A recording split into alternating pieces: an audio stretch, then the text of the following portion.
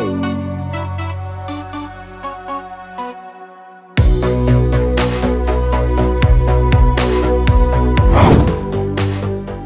want to introduce to you a therapist that we are interviewing today who's been in the business about 12 years with Arizona Family Therapy Group, Mr. Garen Griffiths. He specializes in addiction and trauma, adolescence, relationships. He's a wonderful therapist, and we want to pick his brain on some of these topics. All right, so let's talk about, first of all, about anxiety. Talk to us a little bit about what is anxiety, how, and if you could add, how is it affecting teenagers right now? Do you have some clients that are seeing you because their academic performance has declined, or their interest in school or any academic matter or anything to do with school, athletics, arts, whatever, has declined?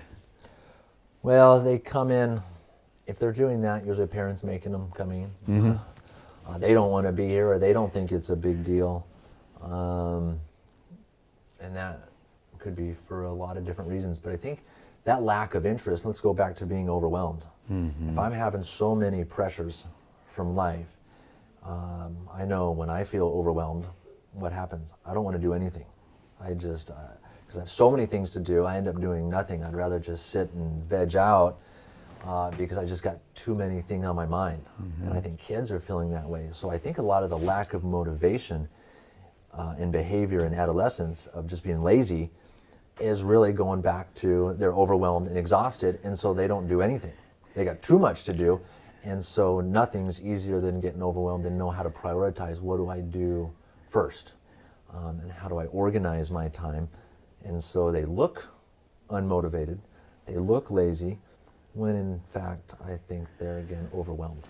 Do you think that the instantaneous availability of all the things they can have on their screen is leading them to that lack of motivation to do other things, higher or order thinking skills, getting out and playing and getting out and involving themselves in other social environments? Do you think that perhaps the fact that they have so much that it's just making them overwhelmed? There's just too much of it right now. Yeah, I don't think they would see it that way because they've grown up with it. They've lived with a screen in their hand now. Our teenagers today have lived with a screen since they were in grade school. Mm-hmm. So to them, it's normal. It's life. When you tell an adolescent that, hey, I didn't have internet when I was your age, they can't really fathom not having that instant information. I think screen time is just one thing that stresses kids out. Again, going back to school, going back to family, going back to maybe some kids' religious communities,